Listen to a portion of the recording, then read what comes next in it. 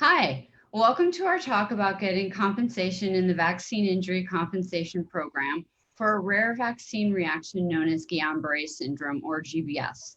This is a rare disease, but its association with vaccination is well known. I'm Anne Toale, and I'm a partner at mctlaw, a nationwide law firm representing people injured by medical products.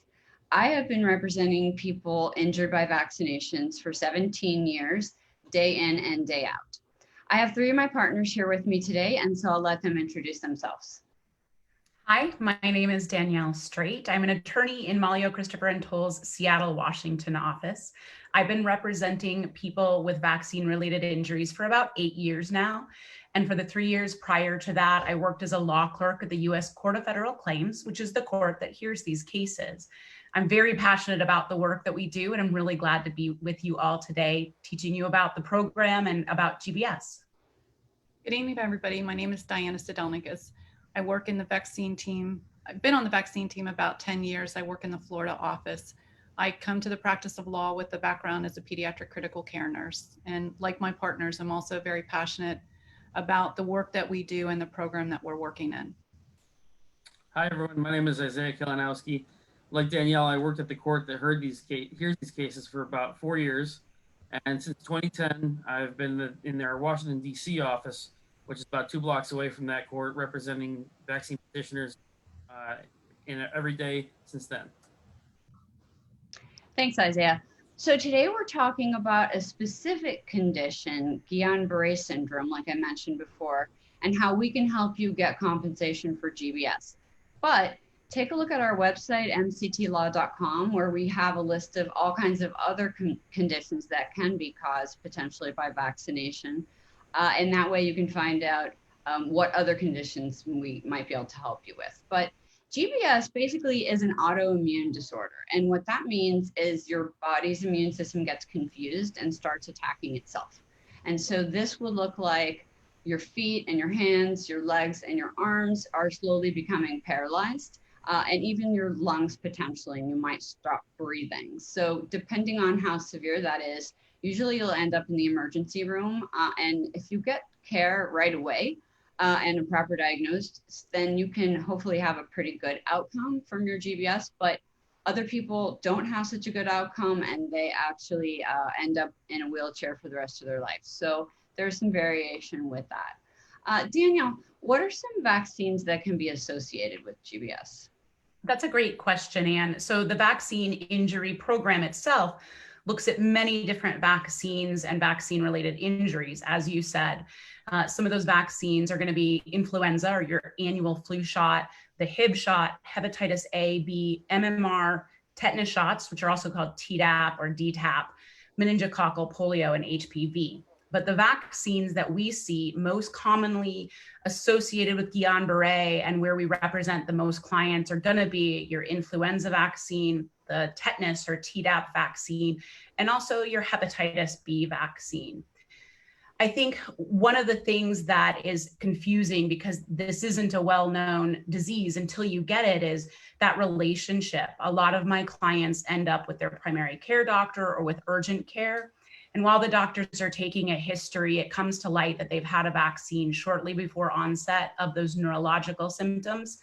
But a lot of my clients are either told it's not related to those vaccines, or they do Googling on their own and they find out that there could be a relationship and they contact us. So it's very important for people who think that there is a relationship between the GBS that they get and a vaccine they had to contact a law firm like ours, or get on our website, www.mctlaw.com, and check out the information we have for folks. Right. I mean, that's a good point. And what I see in a lot of my cases involving GBS is that primary care doctors, not so much, but when people are in the hospital and a neurologist comes to see them and they're considering what could be wrong with you because you're suddenly becoming paralyzed. And when they start thinking about GBS, usually neurologists actually will ask, have you gotten any vaccines in the past several weeks? Because it's one of the more well-known vaccine reactions that can happen. And that's pretty well established.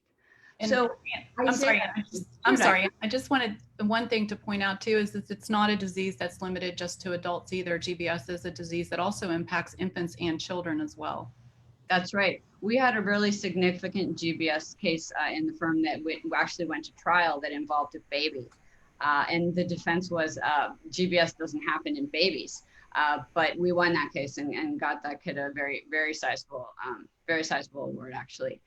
That was life-changing for him. So Isaiah, I'm going to ask you to talk about, earlier you mentioned that you previously worked in the vaccine court. And so tell us more about that, because there is just one court where all the vaccine claims are brought for the whole country. And we practice all over the country, and meaning we represent people from all over the country. So, but we all go to that one vaccine court in DC where you worked. And so tell us how that works. That's right, Anne. Thanks for that. The court is in Washington, D.C. It hears all vaccine cases for the whole country. The court does travel as need be sometimes to where people live, but it is in D.C. and claims have to be brought to this court. They cannot be brought in other courts, whether federal or state.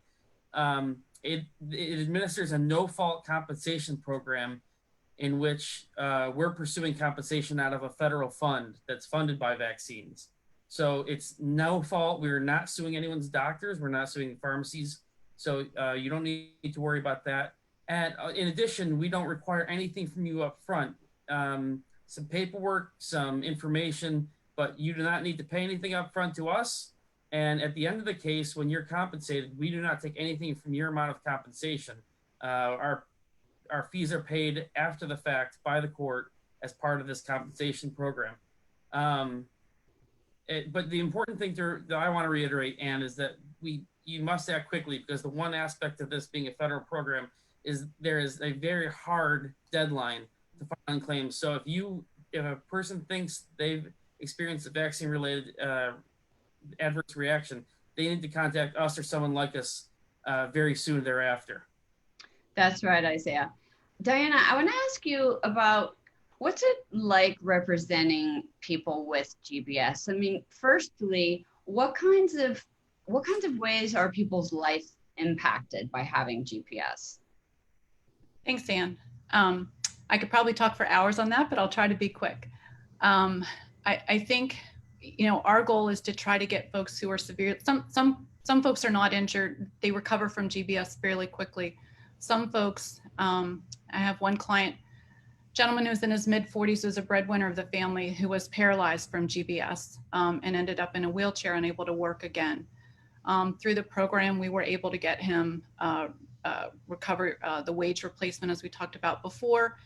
We were able to get him into a new residence that was accessible for his life, which was now limited to a power scooter, which we also got through the program, a modified accessible wheelchair van so that he could get around with his family, and also home health services so that his wife could get some help with the care that he needed. Wow, it sounds like that really made a difference in that person and that family's lives. So that brings me to the point where a lot of people ask us, right at the beginning, a lot of clients ask, how much is my case worth? Like, how much money are you going to be able to get from me? And obviously the answer to that is, well, it depends. It depends how severe your injury is. Like you were just saying, Diana, some people recover really well and don't really miss out on that much. And other people are way worse off than others. So Danielle, how would you answer that question? Like, what's my case worth? How much can I get? You're right, Anne. That is one of the most common kind of first questions that people ask us. I always think of it as 3 different buckets of money.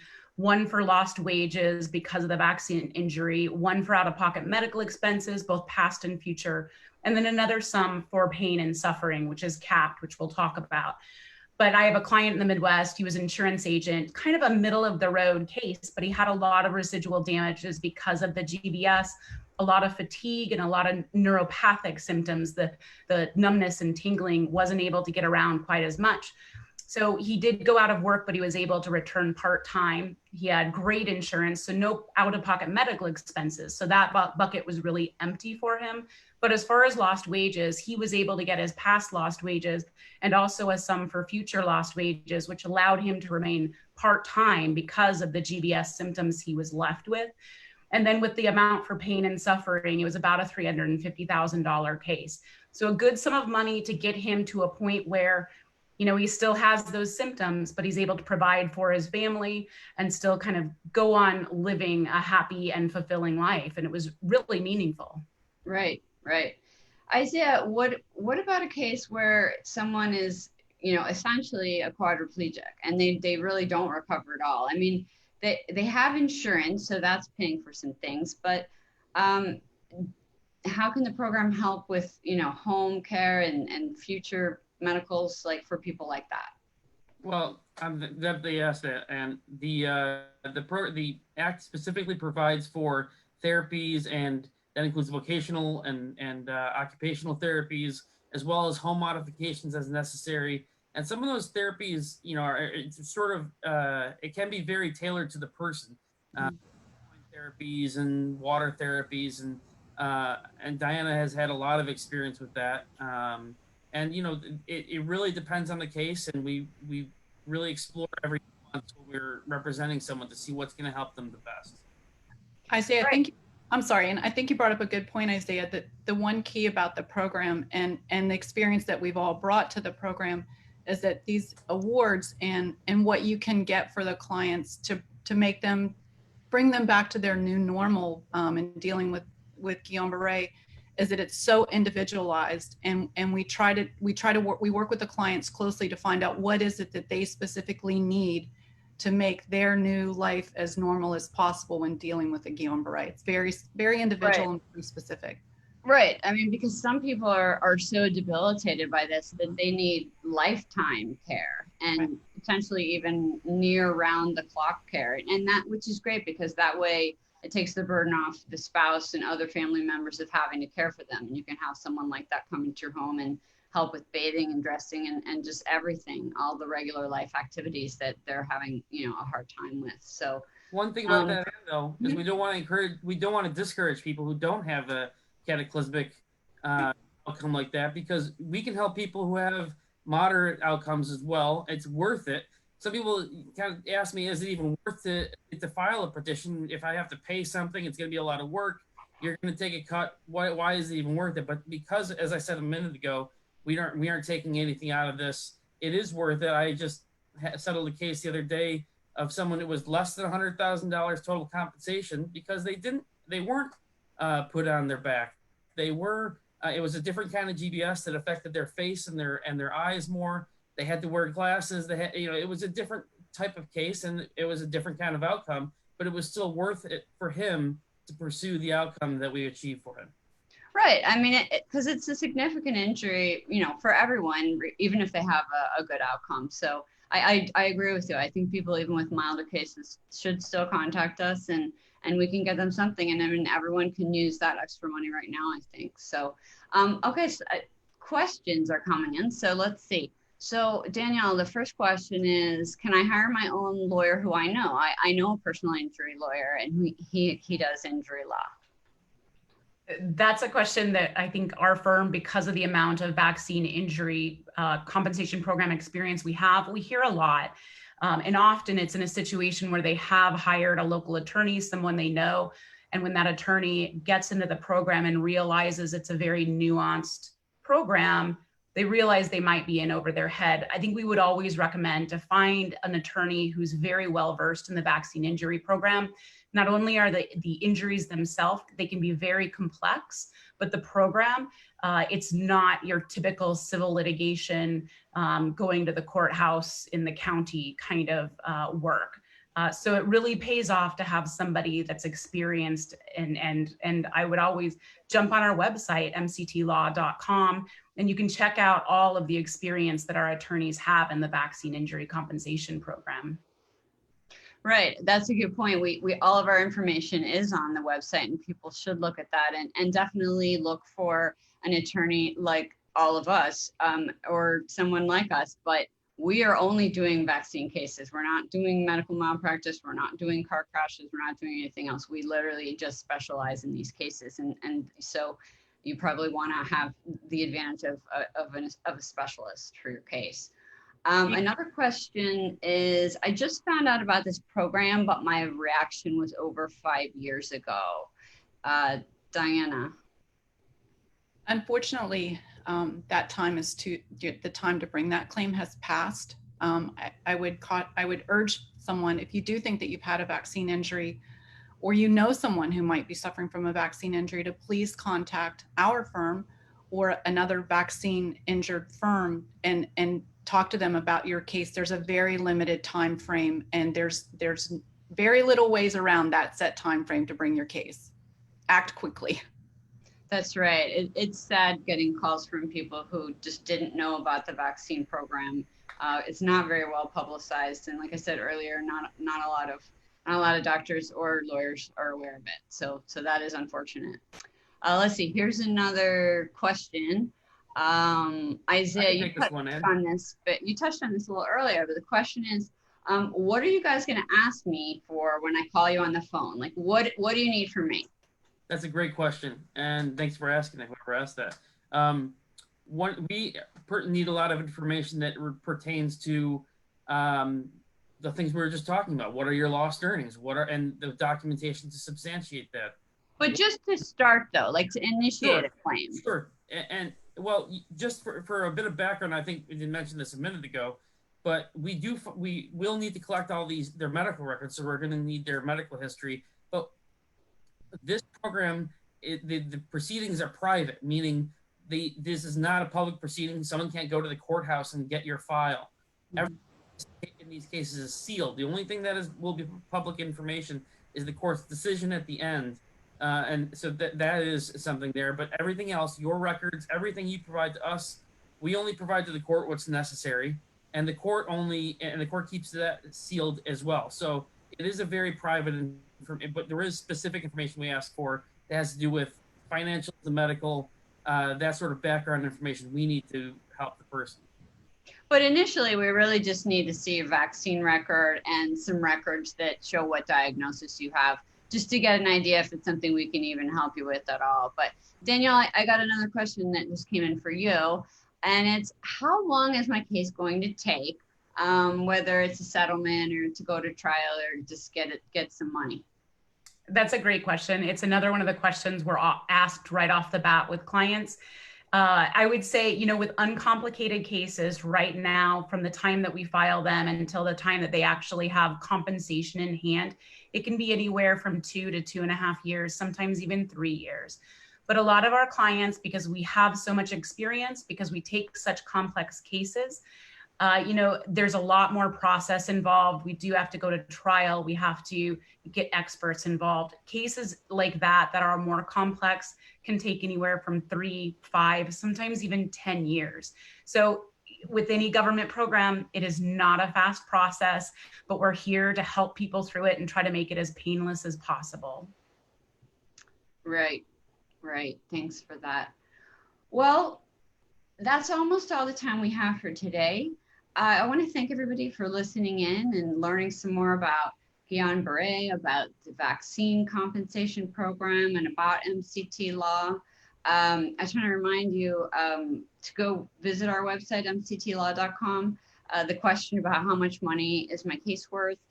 There's a lot of information on our site about amounts that we've recovered for other clients, and they're listed by injury, so you can see what a typical GBS settlement would be like, or other autoimmune disorders that we deal with. So lots of examples there that you can read about. So I'm going to say goodnight and thank you for coming, and stay safe. Yeah, thanks for being with us. It's been great being here and talking with you all. And like everybody said, if you think that you have a vaccine-related injury, give us a call. We're here to help. Good night, everybody. Thanks for joining us. And again, like everyone said, if you do think you're injured, please contact us. This program is really the only mechanism and avenue for you to get the help that you need, and we're here to help you. And thank you for me as well. I look forward to meeting you if you do end up contacting us. Good night, everybody. Good night. Good night.